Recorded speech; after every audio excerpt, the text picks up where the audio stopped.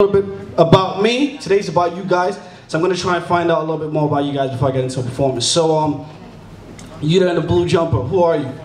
I'm Okay, thank you very much. That was your name though, but I asked who are you. The lady in the blue shirt over there, please. What's your, who are you? Okay, well that's a good twist in it. Somebody over here, lady with the very lovely scarf. Who are you? Okay, well good. Right, the whole point is I asked who are you. When this question gets posed to you in the future, I want you guys to think very hard about this. When I say who are you, I want you to say I am amazing. Can I hear that? Who are you? Who are you? Okay, so I want you to live this, walk this, breathe this, and believe this. Once you step into any place, step into an office, you step into an interview, I want you to say and feel like you are amazing, because that's who you are. Yeah, you guys have got here not because anybody's pushed you, it's because you guys have got here from your own hard work. So you guys need to give yourself a round of applause. Right. So I'm going to get into my first piece. Before I get into it, I want you guys to just raise your fist up, one either left or right, and clench a tight fist. Yes, everybody, can I see that? Yes, and put that close to your dominant eye, whichever eye it is. Tight. Can you see me? Yeah. Okay, I want it to be very tight that you can't really see much from me. And then open it slightly. Can you see me more now? Yeah. Okay, so just keep that thought in your mind, okay? The piece I'm going to perform right now is called Through the Lens. Right. What do you see through the narrow lens when you look at me? Do you just see my hood up on my pants low?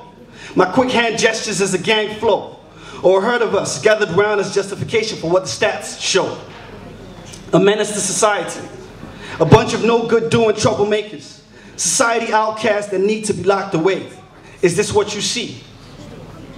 Why don't you let me get behind the lens of yours and widen out that view just a little bit? You see that hooded teen there? If you zoom in a little closer, he's covered in misdirected love.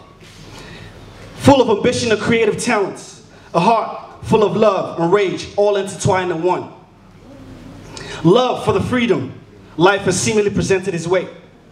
Love for expressing his talents as he sets his feet on the concrete of limitless possibilities. Love for his fellow peers who show support and accept him for him. Love for those who see him as a person beneath the misperceived bravado. Love for what he knows of himself as he embarks on this journey of life. Rage because he feels cornered in the box you placed him in. Rage because he feels this picture of him you snap is an unfair representation. Rage because his physical appearance is the subject of your discussion, as opposed to the multiple layers of depth, creativity, and positive intentions that he wears beneath. Rage because, like you, sometimes he misbehaves, but you don't make it to the front of the pages of the papers.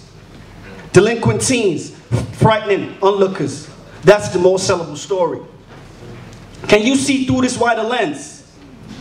The split screen of parallel lives you view, the love versus rage, the perfectly normal coexisting conflicts that transpire in our everyday lives. Can you see the harmless, joyful exuberance she shows when her hands are gesturing away? Or the often loud communicative decibels her voice and demeanor adopt on the public transport? Or the window shopping she and her friends intend to do when they all crowd into an expensive shop? All these views are perfectly visible only if you just widened out that narrow lens. See beyond the immediate urge to frame the image you see through your narrow lens. Bring down that mind frame from the walls you built up about us.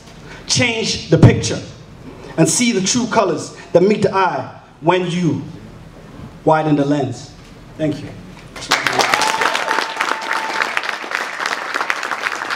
Okay, I'm going to do another piece.